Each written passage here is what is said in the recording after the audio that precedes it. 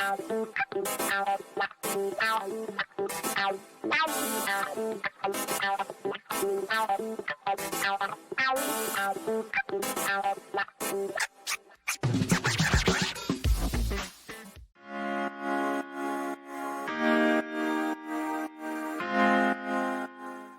morning. Thanks for having me on. What a great day. What a great day. What a great speech, right? It really was. And, it just, I think, makes the point that we have a caring, empathetic, intelligent, thoughtful, forward-looking president of the United States, something that we have not been able to say for a while. Yeah, yeah. I mean, and even the signing of the bill was ahead of schedule, right? He signed it Yeah. yesterday. He was able to talk about it last night. I mean, I think just the under promising and over delivering, right, on the 100 million vaccine doses, on just even getting this COVID relief to people, as you just heard me say, and Jen Psaki said. I mean, this weekend, if you have automatic deposit, you could get relief this weekend, right? Yeah, it's amazing. Yeah, and just the way he signed the bill. I mean, little things are big things. He didn't make a Broadway production of it. Yeah. The way, Donald Trump made a massive show of legislation passed by the House that never even went to the Senate. So I don't, the difference where Joe is I shouldn't call him Joe. Yeah. President Biden is focused on getting the job done and actually delivering for the American people. And, the former president was basically just a carnival barker. I'm just glad to see the departure of the Sharpie as well. It's just an adult uses a pen. Yes. Pen. And also, I think, I love that.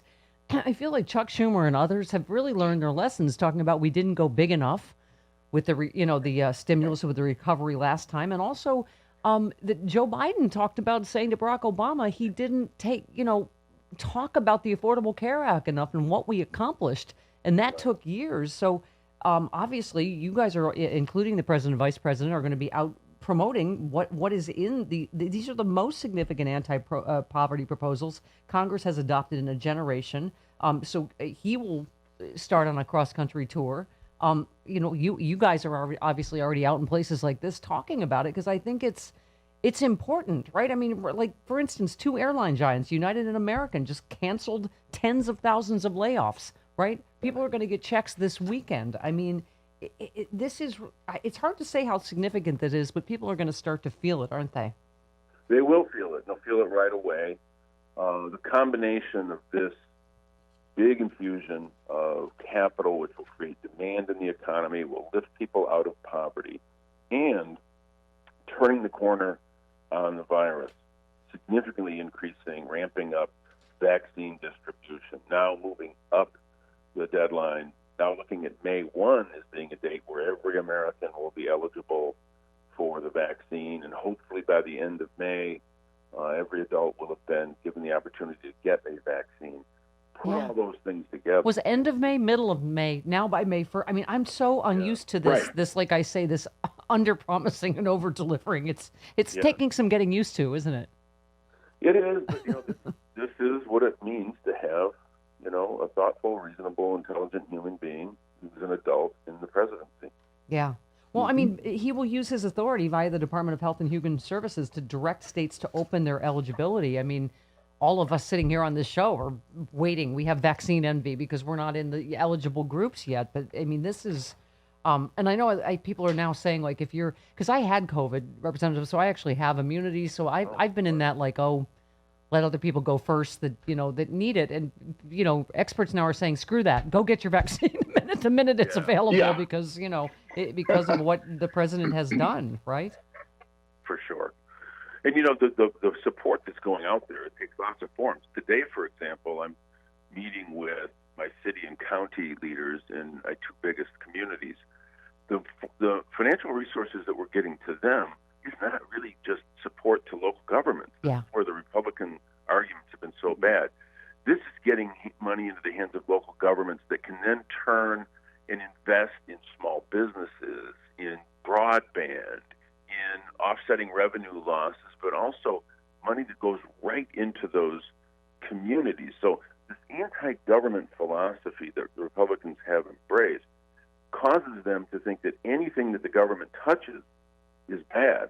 when what we're talking about is an efficient delivery system. Local governments are closest to the people, and we will be putting $350 billion over the next 2 years into the hands of not just local governments, but that passes through the local governments to the people who live in those communities. They're Americans, and they're going to get these resources. Yeah. This help is on the way. Yeah, we actually heard the hows of how we're going to do this, right? Because I think up until now, everybody's been in the dark about how do I get it and how do I find out and when am I eligible? And it just, you said it. You said I opened the show with it coming out of the dark. You said, despite the darkness of this pandemic, we can see the light as we near its end. And I just, even these scenes of people hugging for the first time, people crying when they get their vaccine. I love this tweet. Jeremy tweeted, I asked my mom if she felt any side effects from her second vaccine shot today, and she said, an acute appreciation for science. Yeah. I mean, Sure. science is back. Everyone I've known who's had a reaction to the shot has said to me they felt good feeling bad. That the fact that they got the vaccine was just such a moment to celebrate. Yeah. You also tweeted every single member of the GOP voted against COVID relief, but that's not stopping Republicans from already trying to take credit for the aid they voted against, call out their hypocrisy. I mean, it really is extraordinary that they seem immune. They did the same thing with Obama's stimulus, right? They went and tried to, everybody voted against it. They went and tried to take credit for it. Yeah, they've become sort of a fact-free and truth-free zone. They say what they want to say. They do what they want to do. They are following the lead of their leader, a person who wouldn't know a fact if it hit him in the head. Yeah. They've become little mini Trumps, and it's kind of sad to see. I was just thinking now, this is obviously legislation supported by, depending on the poll, up to 80% of the American public, 70 something high, and I don't know, they're talking about Potato Head and Matt and your friends, Matt Gaetz and Jim Jordan, want to bring Britney Spears and the Free Britney movement to Congress. I mean,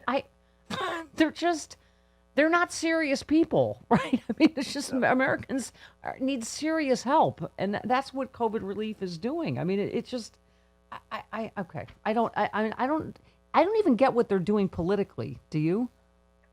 I really don't, because there's no logic to it, except that I think their muscle memory is so simple. It's just, if it's a Democratic idea, it's bad. If it has anything to do with government, it's bad.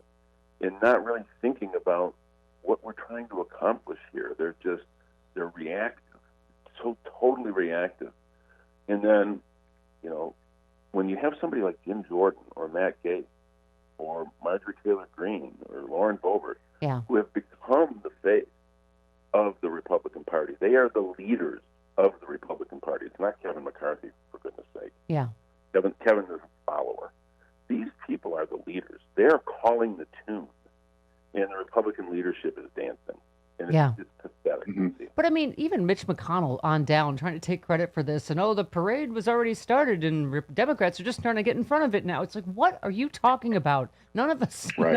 You don't need to tell any of us how awful this last year has been, thanks to Donald Trump and his administration and complete lack of leadership on coronavirus. I mean, I don't know how somehow they're trying to.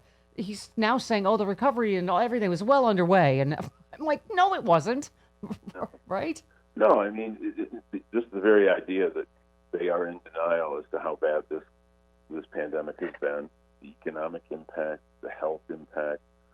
Over 500,000 people have lost their lives, and they're trying to treat it as if we somehow exaggerated the effect of this pandemic. There's no way to exaggerate a disease which in the course of 1 year killed more people than the wars that the United States has fought in the 21st and 20th century. Yeah. I mean, I just can't get my head around how they could come to those conclusions unless they think that the American people will believe them. And, right. and the American people aren't stupid. Yep. They understand this stuff. Let's turn to the other great news yesterday, and that is Attorney General Merrick Garland. And I have to ask you, coming from Michigan, where the dress rehearsal really for January 6th happened, right, with this, plot to kidnap the governor and storming the Capitol there in Michigan.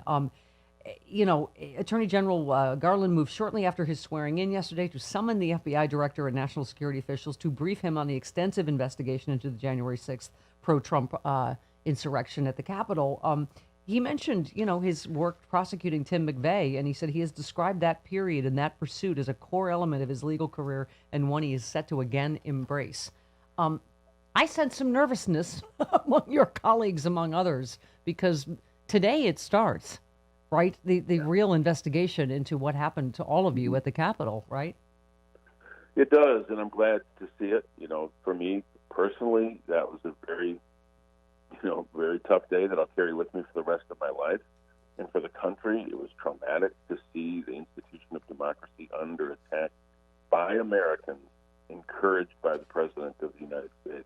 So I think there's a nervousness on the part of my colleagues in two ways. One, some of them were intimately involved in that demonstration and in the moment itself. How far they went, we'll find out. But there are others who are sort of quietly complicit, who magnified the big lie, who rode along the wave of the big lie because it served their political purposes, and now are trying to clutch their pearls and act as if they had nothing to do with any of this. Anyone who contributed to the falsehood of the stolen election bears some responsibility for the attack on the Capitol. And so there are members who are specifically involved who may have to face questions about the level of their involvement. But there's two-thirds of the Republican Congress, including the leaders of the Republicans in Congress, with the exception of Liz Cheney, who went along with this and now are trying to pretend that they didn't have anything to do with it. Well, that's just not factually correct. They contributed to this. Yeah. They added momentum to it. Yeah, no wonder they seemed extraordinarily concerned about how the FBI was collecting metadata. It seemed a little personal. Yeah. But yeah, I mean, we shall see. But I feel like for those of us that have been so anxious for justice, you have to go, look, that's another thing they tried to obstruct is getting Merrick Garland confirmed, and now he's in, right? And so, I don't know if you saw that, Representative Kildee, but I cried his arrival at the Justice Department and the standing ovation he got. And I think the sense from so many people that justice is finally back, and the integrity of the Justice Department is restored. Yeah, and the fact that it comes in the person of Merrick Garland, I think also it's poetic in a way. A person who would have been sitting on the Supreme Court had Mitch McConnell not been a Republican lapdog to the President of the United States. I think they're going to wish Merrick Garland got on the Supreme Court at some point. Yeah, you're right. You're right. I think you're exactly right. Well, Representative, thanks for taking time out on such a great day for America. And thank you for your hard work. And I said yesterday on the air when, this is not confusing. If you have a Republican representative, they voted against you. You don't have to go look who voted for this or against this. Every Republican have voted against this. If you have a Democratic representative like Representative Kildee, thank him. Take a moment to thank the people that helped do this. So once again, thanks so much for your time, Representative. Thank you. I appreciate it. And we will talk to you soon, I hope. All right. Okay. Yes. Okay. Yay. Go Wolverines. All right. Woohoo! 48 minutes after the hour. Wolverines! Wolverines!